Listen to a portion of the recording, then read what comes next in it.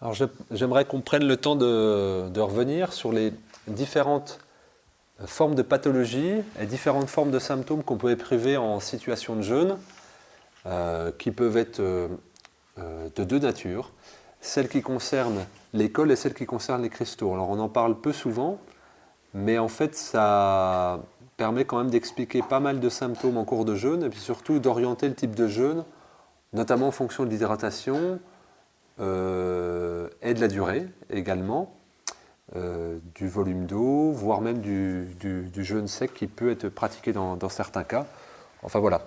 On va déjà commencer à faire un petit préambule sur la notion de toxine, endogène, exogène, du fait qu'elle génère des cols, qu'elle génère plutôt des cristaux, comment s'adapte le corps, comment fonctionnent les émonctoires en fonction de ça. Voilà, c'est un peu interabbriqué. Donc avant d'arriver directement à la situation du jeûne, on va revenir sur quelques notions. La première notion, c'est celle de la santé de manière globale.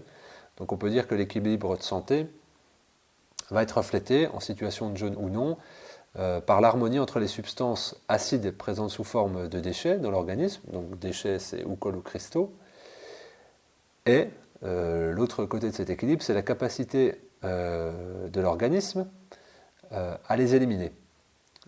Cet équilibre va impliquer de nombreux ajustements, c'est comme une petite usine qui tourne en permanence et qui va assurer la gestion de ces déchets et leur évacuation. Sachant que la capacité de l'évacuation doit être toujours supérieure au volume du déchet métabolique à gérer. Sinon, c'est la situation de maladie. Il faut bien comprendre que c'est pas mal d'avoir des déchets acides dans le corps, puisque le simple fait de vivre génère du déchet. C'est problématique quand on a une capacité inférieure à traiter les déchets, et du coup, là, on va devoir les stocker. Le corps va devoir s'adapter. Et là, il y a disharmonie qui s'installe.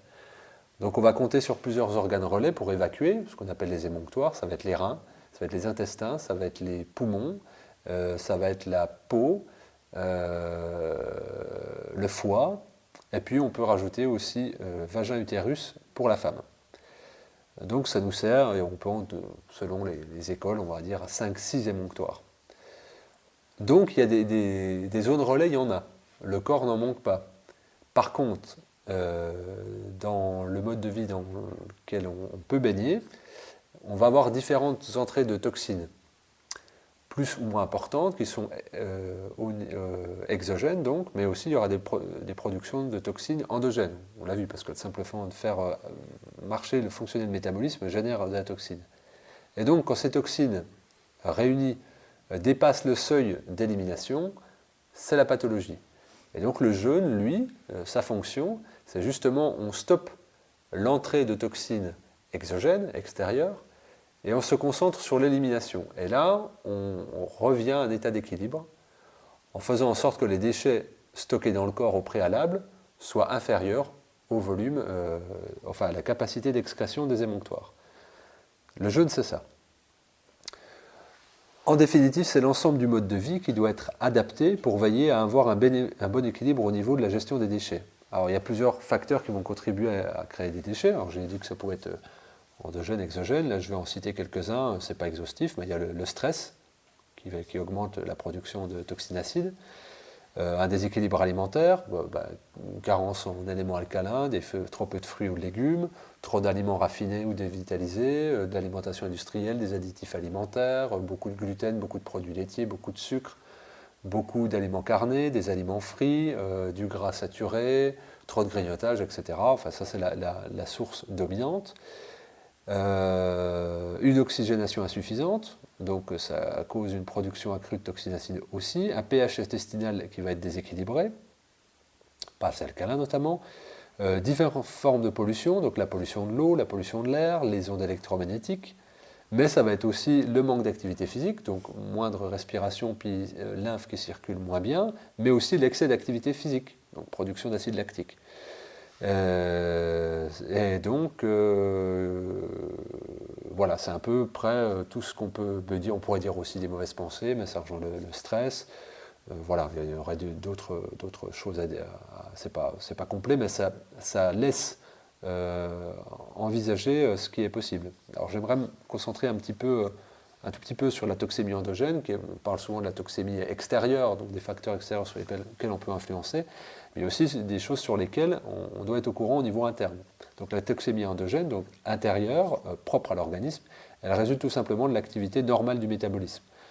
C'est la digestion, le cycle de la respiration, et les multiples voies métaboliques de notre organisme qui vont produire naturellement des déchets.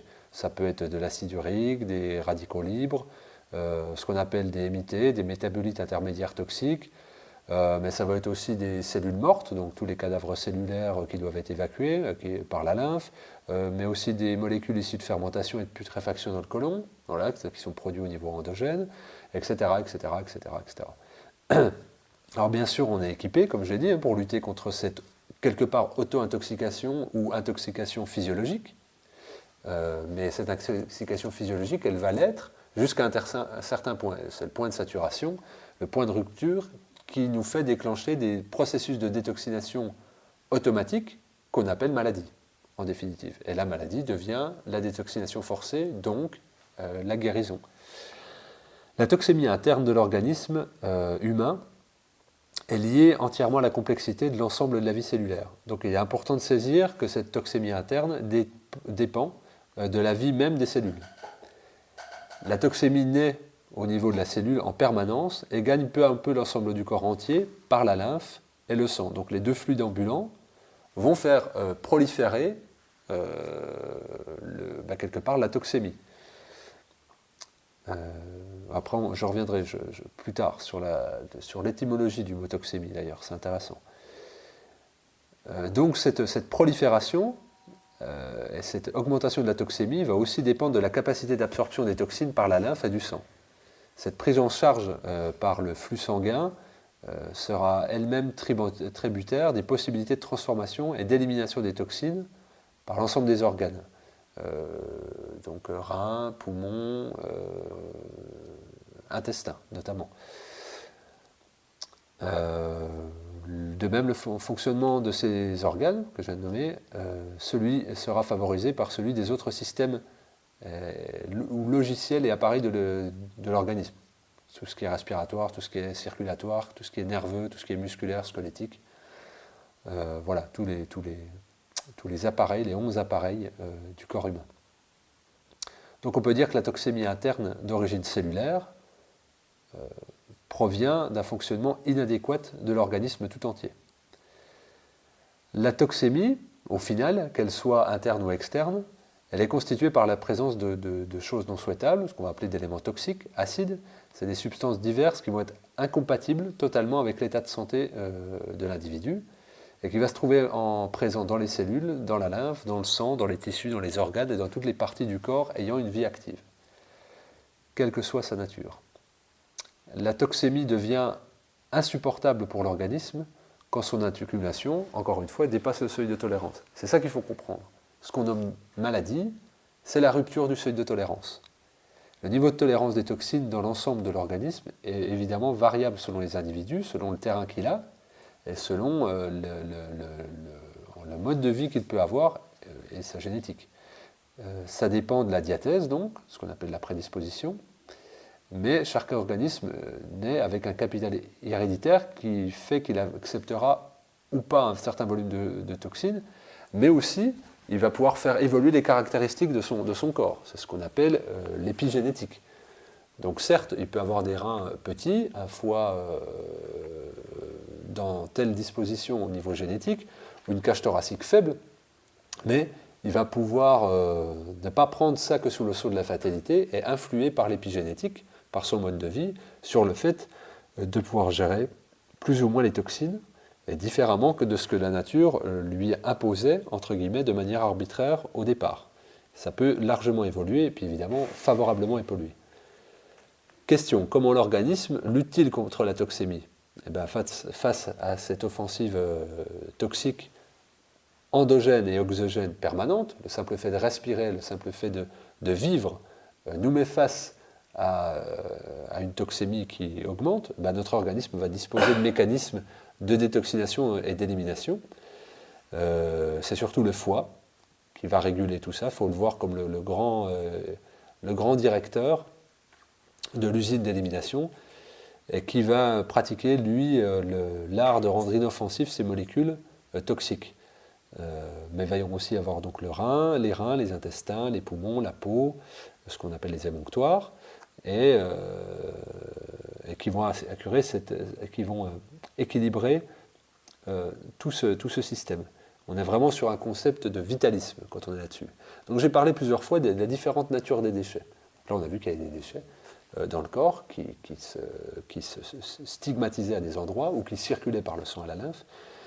Et en préambule de la causerie, je disais qu'il y avait de la colle et des cristaux, deux types de déchets. Alors la toxémie, elle va se manifester par plusieurs expressions symptomatiques. Ça va aller du simple mal de tête aux maladies plus graves, plus lourdes.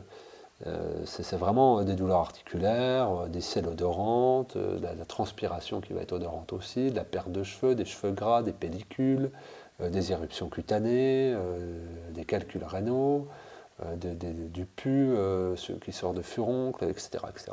Tout ça, ce sont des formes de toxémie qui s'expriment. Au-delà, je dirais, de la liste infinie de pathologies qu'on pourrait sortir de la toxémie. Pourquoi je dis infinie ? Parce que les dictionnaires médicaux et psychiatriques ne cessent d'augmenter en volume chaque année. On trouve des maladies tous les mois. Donc les maladies sont des symptômes, mais ça renvoie toujours à la même chose, la toxémie, sous diverses formes. Alors on dit souvent aux hygiénistes, aux naturopathes, c'est facile à chaque fois, c'est toujours le déséquilibre acido-basique et la toxémie pour vous. Ben oui, parce qu'il n'y a que ça en définitive. Il n'y a que ça. Et après, c'est sûr qu'on va inventer des noms de maladies, syndrome de je ne sais pas quoi. Là, quand on invente du glutamate monosodique, eh ben on inventera la maladie du syndrome du restaurant chinois. Voilà, oui. En mettant un élément toxique chimique, le glutamate monosodique, on va déclencher une toxémie et donc une réaction d'élimination qui va être apparentée à une allergie ou une intolérance, et puis on va mettre un nom de syndrome dessus, syndrome du restaurant chinois par exemple. Donc là on voit tout le ridicule de la situation. Donc évidemment que la liste sera infinie, puisque les innovations merveilleuses toxiques sont en perpétuelle augmentation. Donc tant qu'on fera des pesticides, tant qu'on fera des choses chimiques et tant qu'on les fera se croiser dans la nature, on aura des symptômes différents. On aura des boutons verts qui sortiront, et donc ça sera le syndrome du martien peut-être. Voilà, donc il y aura tout un tas de choses qui vont apparaître avec le temps. Donc la liste, elle est absolument infinie. Reste que, au-delà de tout ça, la naturopathie orthodoxe et l'hygiénisme proposent un modèle de classification des troubles de santé en deux volets. Je dis un modèle, hein. Ce n'est pas une vérité, mais c'est un modèle. Mais ce modèle va nous permettre de comprendre et puis d'agir positivement. Ce sont les maladies à colle et les maladies à cristaux qui segmentent ce modèle en deux parties. Alors les maladies à colle évoquent les troubles accompagnés de choses gluantes, collantes. Donc c'est tout ce qui est lié au mucus, aux glaires, aux expectorations, aux kystes, tout ce qui suinte. Ça va être la sinusite, la rhinite, la bronchite, l'eczéma suintant, l'acné, toutes ces choses-là. Ça, ce sont les maladies à colle. Là aussi, la liste n'est pas exhaustive. Et les maladies à cristaux, elles, comme leur nom l'indique, renvoient à des dépôts cristalloïdes, comme dans les crises de goutte, ou le rhumatisme, ou les calculs, qu'ils soient biliaires ou rénaux. Voilà, donc c'est pour ça que les formes peuvent être aussi très nombreuses. Alors, on ne va pas détailler ici toutes les formes d'expression, ce n'est pas le but. Le but, c'est de comprendre plutôt le modèle. Alors, si le modèle colle-cristaux renvoie à la nature des maladies et des toxines ou toxiques qui les alimentent, il faut aussi tenir compte des modalités d'expression de ces maladies, qui va être directement liée au vitalisme.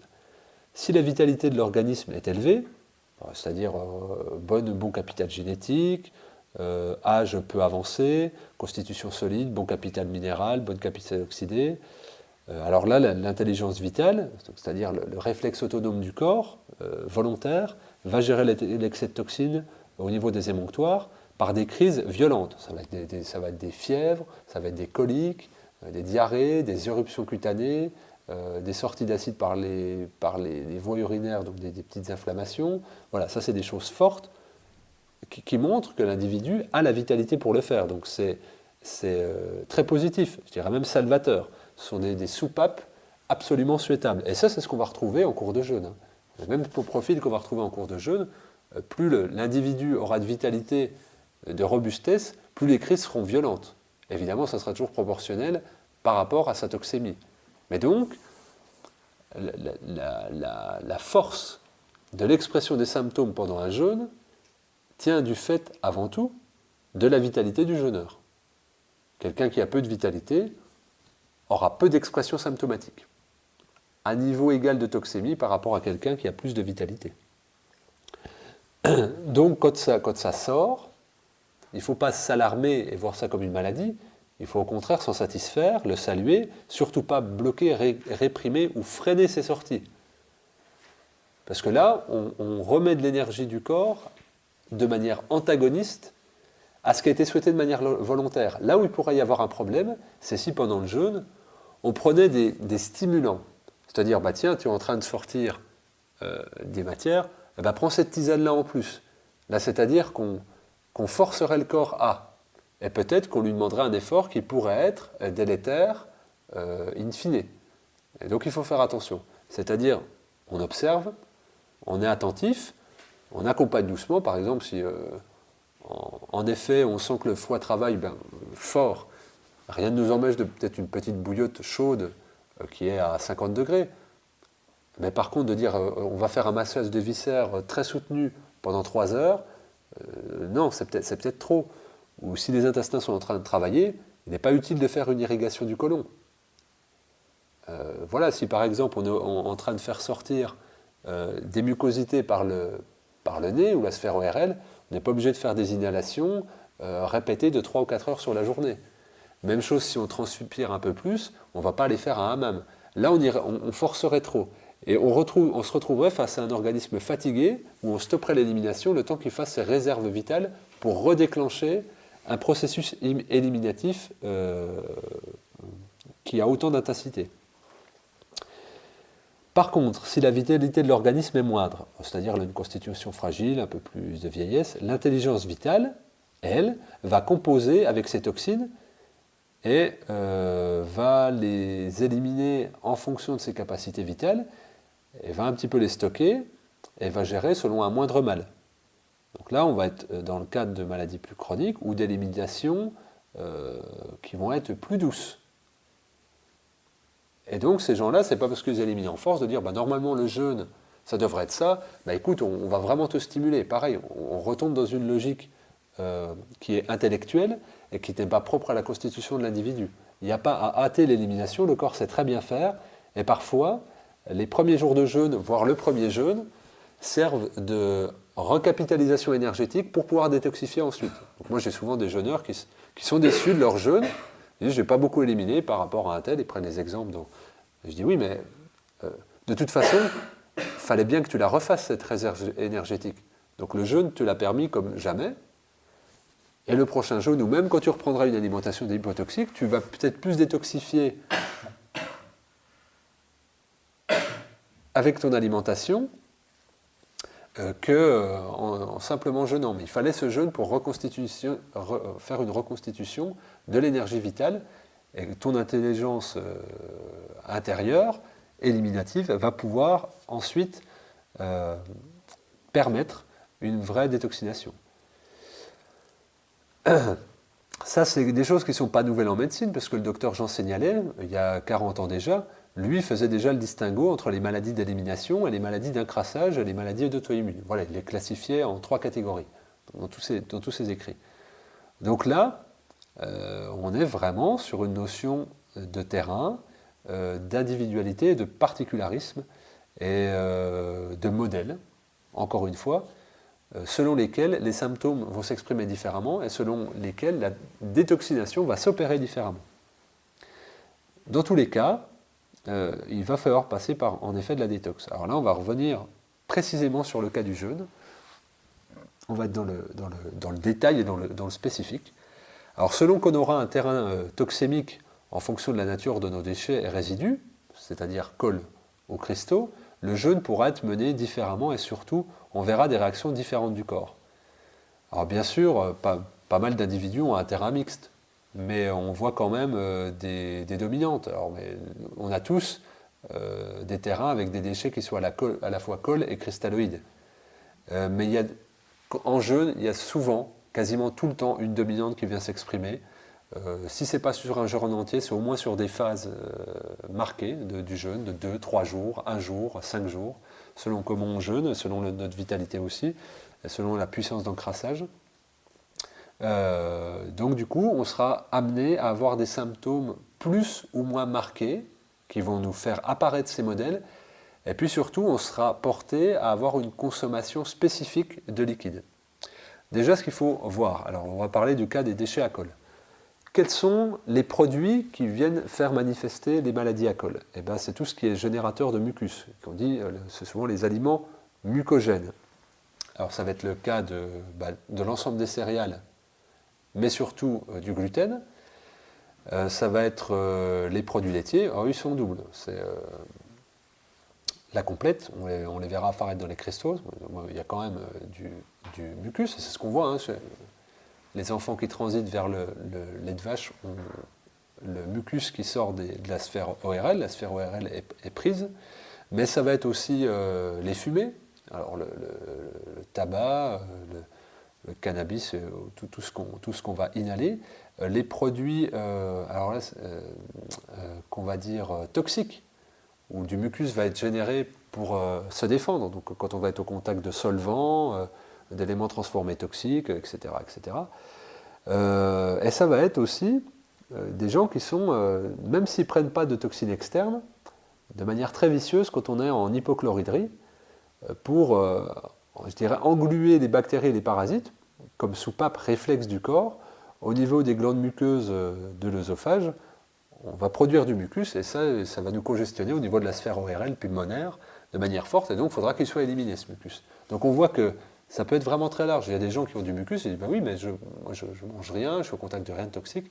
Oui, mais il y a hypochloridrie. Et c'est quand même extrêmement marqué l'hypochloridrie. On ne s'est pas investigué du tout en médecine classique. Ça l'est extrêmement peu en naturopathie, un peu plus, mais trop peu quand même.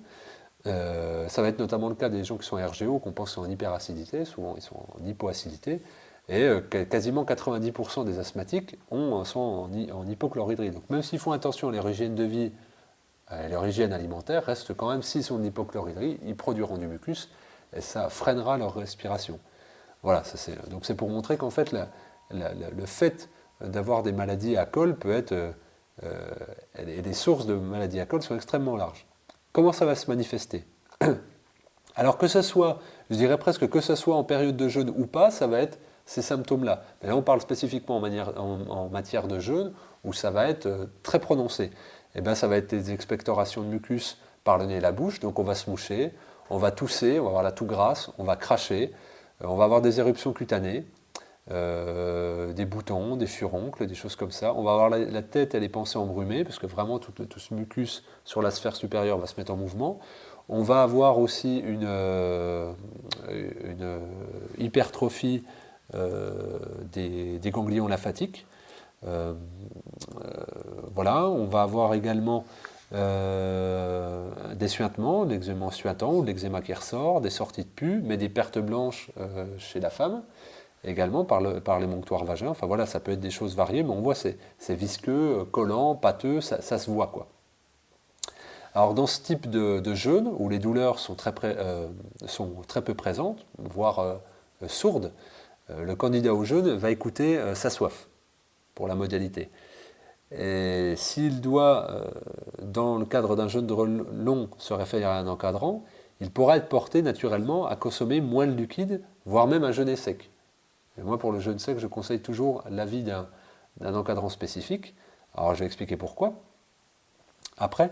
Mais la durée la plus profitable de ces jeûnes ne sont pas longues, hein, c'est 48-72 heures. Ce type de jeûne pour les gens à col, et s'ils voudraient faire avec moins d'eau, voire sec, c'est 48-72 heures, mais qui sera répété périodiquement. Alors, l'objectif par ce mode de jeûne, sec et court, ça va être de véritablement drainer la lymphe, qui est une réserve de colle pour ce type de personnes. Ces viscosités-là, qui sont insolubles, vont provoquer tous les maux que j'ai décrits en exemple. Il va falloir alors ouvrir toutes les portes pour faire sortir ces cols de l'organisme. Ça va être le rôle du foie, ça va être le rôle de la vésicule, ça va être le rôle de l'intestin. Mais on va aussi dériver le système lymphatique avec toutes les surcharges amassées sur les émonctoires dits à col, que sont les muqueuses pulmonaires, mais aussi la gorge, mais également le visage avec l'éruption cutanée et la femme pour les pertes blanches.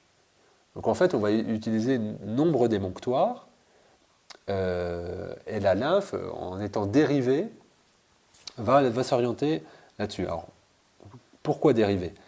Le sang, sous l'effet d'un jeûne sec, et par évaporation pulmonaire et cutanée, va perdre peu à peu de son volume d'eau. Et en diminuant petit à petit ce volume, la lymphe, qui est elle porteuse d'eau, va se déverser plus activement dans le sang pour le réhydrater, si on peut dire. Et avec elle, cette lymphe va drainer toutes les viscosités qui vont, avec la voie sanguine, être épurées par les émonctoires que j'ai nommés. Donc le foie, les glandes sébacées et les muqueuses qu'on a citées, pulmonaires, etc. Donc il faut bien comprendre que ces cols qui sont en stagnation dans l'organisme habituellement, en situation de jeûne, vont être extirpés de la lymphe, amenés dans le sang, puis être amenés à être exclus du corps par tous les pores possibles, je dirais. Éruption cutanée, les trous de la bouche et du nez, le trou du vagin pour la femme. Enfin voilà, c'est vraiment tout ce qui est à la portée du corps va servir de support à l'excrétion des cols. Ça peut être valable en temps normal aussi pour interpréter certains symptômes. Il y a nombre de femmes qui ont des pertes blanches qui ne savent absolument pas que c'est de la toxémie. Et donc personne ne leur dit que c'est de la toxémie. Alors ça, c'est accompagné d'odeurs, de différentes choses. Donc évidemment, là aussi, quand on s'attache à la naturopathie hygiéniste, on comprend ces formes-là. Même chose pour l'acné, qu'on dit est héréditaire ou lié à l'adolescence, etc. Non, tous les adolescents n'ont pas d'acné, toutes les femmes n'ont pas de pertes blanches odorantes, tous les gens n'ont pas de furoncles, tout le monde n'a pas de mucosité, tous les enfants ne mouchent pas, contrairement à ce qu'on veut faire penser. Donc ça, c'est la notion de terrain. Et généralement, c'est la toxémie exogène vers laquelle il faut aller et influer. Et donc ça, en situation de jeûne, on ouvre toutes les portes. On va tâcher maintenant de s'attacher au modèle des déchets à cristaux ou cristalloïdes. Donc là, les manifestations, en période de jeûne, ça va être des courbatures, des sensations de crampes, des douleurs tendineuses qui vont se réveiller ou qui étaient toujours présentes, des douleurs articulaires qui vont être fortement augmentées, mais ça va être aussi des excrétions de calculs rénaux, et puis simplement et vulgairement, je dirais des cristaux de sable au coin des yeux, dont on ne fait même pas attention, c'est comme tout le monde. Mais non, c'est pas normal. Alors ça va concerner quel type d'aliments?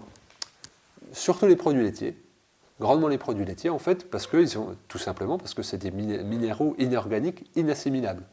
70% du calcium des produits laitiers est inassimilable. C'est des minéraux non colloïdaux. Donc du coup, il y a 30% seulement qui sont assimilables et les 70 autres % sont non seulement toxiques, donc déséquilibrent les systèmes acido-basiques, elles vont réclamer du calcium, qui est un minéral alcalin pour s'équilibrer, mais surtout vont laisser des cristaux sur différentes parties du corps, cristallisés sur les tissus, et dans les réceptacles que peuvent être la vésicule et surtout les reins. Et donc, ça va être aussi des becs de perroquet, ça va être des choses comme ça. Donc là, quand on va jeûner, on va faire réveiller tout ça, on va mettre tout ça en mouvement, ce qui ne va pas être anodin. Alors déjà, pendant le phénomène de col, on a vu que ce n'était pas anodin, il y a des choses qui se passaient, mais là, ça ne va pas être anodin, non seulement par l'expression physiologique, mais en plus par les ressentis physiques. Parce que souvent, ces gens-là qui ont des maladies à cristaux, elles sont déjà somatisées de manière douloureuse. Je vais avoir des tendinites à répétition, je vais avoir des rhumatismes, je vais avoir des crises de gouttes, je vais avoir de l'arthrose, du bec de perroquet, je vais avoir des calculs, donc tout ça, ça fait mal. Ce sont des choses qui sont douloureuses. Et pour ce type de jeûneur-là, le jeûne va être plus douloureux pour ceux qu'on école et va même être plus douloureux que ce qui est supporté au quotidien. Donc c'est souvent vécu comme quelque chose d'injuste, puis on ne comprend pas, je dis jeûne pour me guérir de ces douleurs-là, j'ai plus de douleurs. Mais il faut comprendre que c'est vraiment une remise en circulation de ces cristaux qui n'ont rien à faire dans le corps, et en retransitant dans les systèmes fluides du corps pour sortir, vont provoquer énormément de douleur. Donc là, elles vont être assez intenses. Et donc là, par contre, à l'inverse des pathologies à col, il faudra que le jeûneur s'efforce de boire davantage même que ce qu'il peut ressentir comme soif. Car dans ce cas, il faut laver le sang et activer la diurèse pour activer la sortie des cristaux. Ça va concerner les maladies cristalloïdes comme les rhumatismes articulaires, la tendinite, la néphralgie, la sciatique, etc., etc. Toutes les formes de maladies à cristaux, je ne vais pas les nommer. Ce sont souvent des maladies locales qui en général ne coulent pas, mais sont très douloureuses à vivre au quotidien, et plus encore en cours de jeûne, parce qu'elles sont exacerbées par extirpation, spoliation des cristaux à ces endroits locaux douloureux, pour les emmener à être excrétés par les reins. Donc l'eau bue doit être le moins minéralisée possible. C'est normal, parce que pareil, l'eau de boisson, elle contient des minéraux qui sont inassimilables, sauf si on boit directement à la source. Mais je ne connais pas beaucoup d'individus qui boivent directement à la source. Donc il faut qu'elle soit très faiblement minéralisée. Dans certains cas même, d'un jeûne encadré, l'eau distillée pourra être recommandée en cure brève. Pourquoi? Parce qu'elle va emporter et happer et drainer les minéraux usés. C'est pour ça qu'il ne faut pas boire d'eau distillée au quotidien, parce que immanquablement elle déminéralise. Mais par contre, en cure, c'est ce que recommandait Marchesso, elle va emporter les formes cristalloïdes dans le corps pour s'équilibrer. Donc ça, c'est intéressant. Mais par contre, ça doit être bref, et donc on doit connaître le terrain, la personne ne doit pas être trop déminéralisée non plus. Bref, c'est mieux d'avoir l'encadrement ou au moins le conseil. Quoi qu'il en soit, l'action sur ces jeûnes est de laver le sang ou stagne les minéraux solubles et vont ouvrir les reins par pression du liquide absorbé. C'est vraiment une poussée, une sortie des cristaux qui va être effectuée. Et donc en tant qu'émonctoire, ce sont majoritairement les reins qui vont être sollicités et qui vont être à l'ouvrage, contrairement aux maladies à col où les supports vont être plus nombreux. Donc pour ces personnes-là, maladie à cristaux, il faudra faire davantage attention à la descente alimentaire, à la préparation et au diagnostic, entre guillemets, de l'émonctoire rein pour savoir comment il fonctionne, pour pas qu'on arrive à des crises violentes. Et puis là, on pourrait être amené à faire des jeûnes peut-être pas longs, mais entrecoupés avec 1 ou 2 jours de jeûne et puis un petit peu de réalimentation, fût-elle liquide, comme des jus, des choses comme ça. En définitive, au regard de tout ce qu'on a vu de toxémie endogène, exogène et puis des modèles col-cristaux, on voit bien qu'il n'y a pas qu'un type de jeûne. Il y a plusieurs types de jeûne avec plusieurs expressions possibles dans le jeûne. C'est pour ça qu'il y a des gens qui disent je ne comprends pas pourquoi tu as eu des douleurs, moi j'ai rien ressenti, tu n'as pas dû bien jeûner.